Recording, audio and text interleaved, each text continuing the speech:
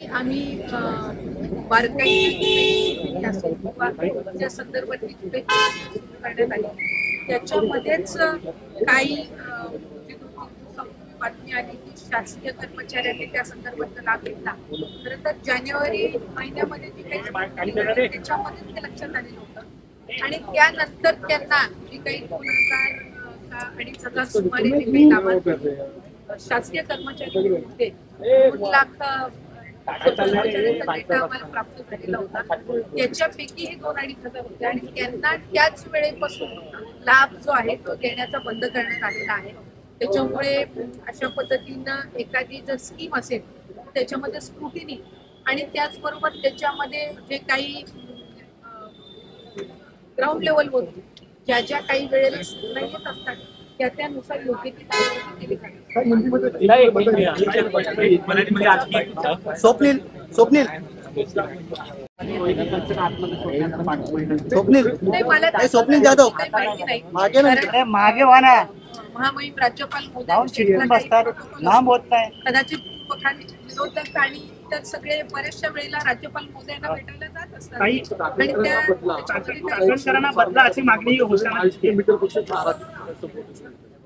मला वाटत नाही की त्या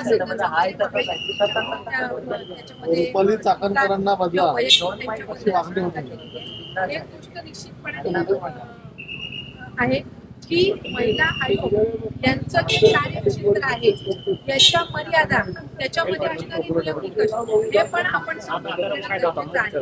त्याच्यामुळे कालांतराने जर त्याच्यामध्ये काही बदल करणं अपेक्षित असेल तर त्याच्या संदर्भातल्या सूचना आता उपसभापती पदाधिकारी असतील किंवा स्वप्नील त्यांच्याकडनं आणि मग त्या संदर्भात स्वप्नील ये ना मागे जाधव फडणवीस साहेब असतील जे गृहमंत्री सुद्धा आहेत साहेब असतील आणि अजितदादा असतील मंत्रिमंडळातील मार्गदर्शनाखाली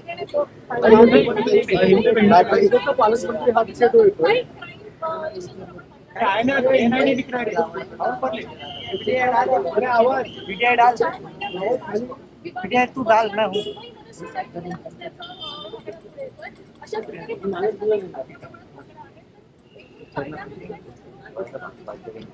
खरं तर शक्ती कायदा जो आहे हा राज्य सरकारच्या वतीने सादर करण्यात आलेला होता. पण मधल्या कालावधीमध्ये केंद्राने जे काही कायद्यामध्ये बदल केले त्याच्यामध्ये शक्ती कायद्यामध्ये जो आपण प्रस्ताव पाठवला होता त्यात असणारे जे काही कायदे आहेत आणि केंद्र सरकारने आणलेले जे काही नवीन कायदे आहेत त्याच्यामध्ये बऱ्याचदा समांतर होतं. म्हणून आदरणीय राज्याचे मुख्यमंत्री देवेंद्रजी फडणवीस साहेब जे गृहमंत्री सुद्धा आहेत त्यांनी त्या संदर्भातली रिवाईज म्हणजे शक्ती कायदा जो आहे त्याच्यामध्ये आणखीन काही गोष्टीचा आपण अंतर्भाव करू शकतो का या संदर्भातला त्यांनी निर्णय घेतला आणि त्याचा एक सुधारित प्रस्ताव सुद्धा त्यांनी केंद्र शासनाकडे पाठवत आहेत आणि मला खात्री आहे की केंद्राचे काही कायदे जे आहेत त्याची योग्य पद्धतीने अंमलबजावणी आणि त्याचबरोबर आपला शक्ती कायद्याचा जो नव्याने प्रस्ताव काही आणखी गोष्टींचा त्याच्यामध्ये अंतर्भाव करून जो जाणार आहे त्याच्यातून अधिकाधिक या सर्व गोष्टींवर आळा घालण्यासाठी निश्चितपणाने उपयुक्त ठरतील. खरं तर जर आपण गेल्या काही वर्षांचा डेटा जर आपण काढला तर घटना ज्या आहेत ते कमी होण्याचं सुद्धा प्रमाण हे आहे. पण एकही घटना अशा पद्धतीची घटना ही दुर्दैवीच आहे आणि शेवटच्या घटकापर्यंत संबंध त्यांच्यासाठी उपलब्ध असणारे कायदे त्यांच्यासाठी उपलब्ध असणाऱ्या तरतुदी या संदर्भामध्ये सुद्धा महायुतीच्या सरकारच्या माध्यमातून अधिकाधिक पोहोचण्याचा हा आमचा प्रयत्न आहे. नाही खरं तर त्या संदर्भामध्ये मंत्रिमंडळाच्या बैठकीचं काही चर्चा पण ज्या वेळेला आम्हाला सुद्धा त्या संदर्भात वर्तमानपत्राच्या माध्यमांच्या त्या संदर्भात जिल्हाधिकारी आहेत तिथले जे जिमाबादचे आणि विभागाचे जे अधिकारी आहेत त्यांना आम्ही जिल्हाधिकाऱ्यांना सूचना दिलेल्या आहेत त्या संदर्भात जी काही म्हणजे काय कारणास्तव त्यांनी केलेलं होतं. खरं तर मायग्रेशन असेल ऊसतोड कामगारांचं हे दरवर्षीच असतं, म्हणजे त्याच्यामध्ये असं काही विशेष नसतं. पण या वेळेला अशा पद्धतीचा जो काही रिपोर्ट समोर आलेला आहे त्या संदर्भामध्ये काही विशेष काही कारणं आहेत का, किंवा काय त्याच्यावर आपल्याला पुढच्या कालावधीमध्ये उपाययोजना करता येईल या संदर्भामध्ये सुद्धा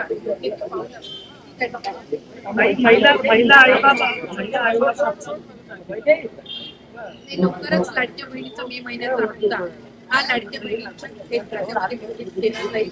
मला आपल्या माध्यमातून सुद्धा सर्व लाडक्या बहिणींना त्या ठिकाणी आश्वासित करायचे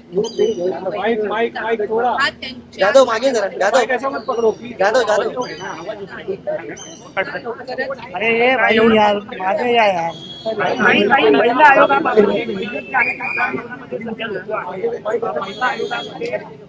ये विनायक मागे हो ना, विनायक चर्चा सत्र जे आहे ते निगम. अरे विनायक मागे हो ना यार. नाही, साधारण खरं तर मी सुद्धा आठवड्यामध्ये त्या संदर्भातली बैठक आयोजित केलेली होती.